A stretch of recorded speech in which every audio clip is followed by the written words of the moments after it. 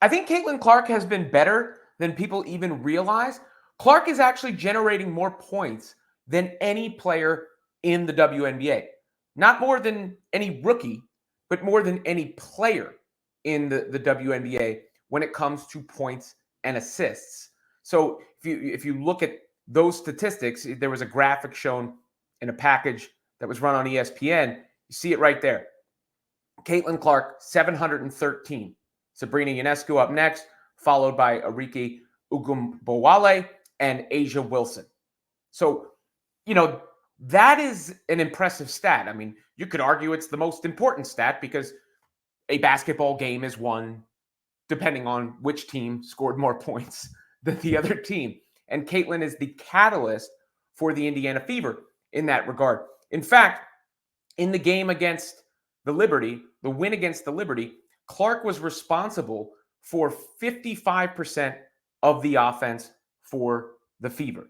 She scored or assisted on the majority of the points. 46 of Indiana's 83 points in that contest. And when she gets the ball in transition, she's essentially a one-person offense. And in the half court, obviously, teams are concentrated on her on the perimeter because of her three-point shooting. But here is, a compilation of some of the points and assists in that game for Caitlin Clark of the Fever. There's the Boston screen going to her left. She likes to do on that three. There you have it. Then another Boston screen. See them working together. Clark takes that all the way to the bucket, all the way to the cup. Then there's the step back three, which is just nasty. I mean, you can see the variety of ways that Caitlin is able to beat you here. Another step back three. She got most of her points, a lot of her points, the majority of the points early in the contest. And then a dish off there to Wheeler. And the passing to me has always been maybe more impressive than the scoring, though you want to see her do things like that fadeaway jump shot right there. Look at that. That is just a beautiful pass to Nalissa Smith, the get-ahead pass she's able to do. A nice post-entry feed, a simple sort of pass for Caitlin Clark there. Then you got the pocket pass to Aaliyah Boston, who has just been awesome with her hands and receiving and finishing. Katie Lou Samuelson hits the little baby jumper off that assist.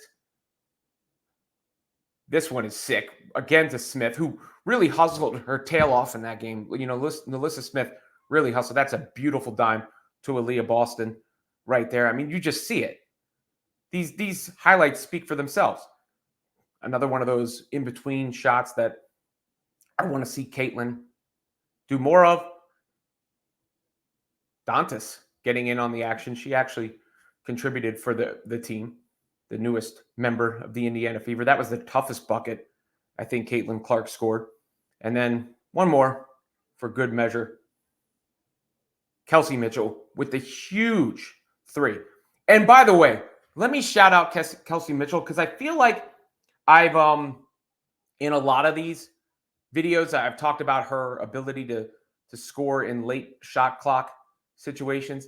By the way, and real quick, it was T-Law 22 who had the stat on the share of the offense that Clark is responsible for.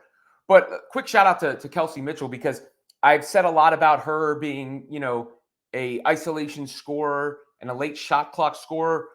She's just been tremendous for the team, period. She's really shot the ball well. What is Kelsey shooting? She's got to be shooting like 40% from three because she's been on the receiving end of a lot of catch and shoot situations and she's knocking them down. Like that three that she hit in the game was monstrous. And she's bailed them out at the end of some of these games. So I want to make sure that Caitlin's teammates are also getting the love. Yeah, Kelsey's shooting just about 40% from three. And she's a legit scorer, like a legit scorer. And Aaliyah Boston is a legit all-star too. Nalissa Smith really contributed in that last game. Lexi Hull, I thought was huge for them down the stretch of the game. So it's not just Caitlin Clark. It's not just Caitlin Clark.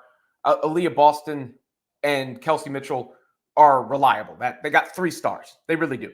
Like it's not, they didn't just get there because of the voting.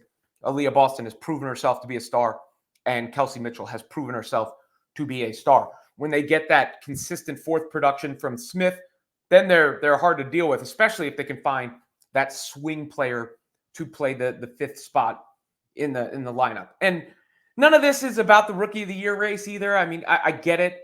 You know, the rivalry of Clark and Reese is going to be a thing all season long.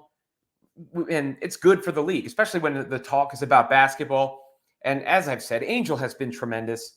You know, I'm not going to discredit Angel Reese, who just had a huge scoring game in addition to being the best rebounder in the league already. I mean, Angel Reese is a hell of a rookie, a hell of a player.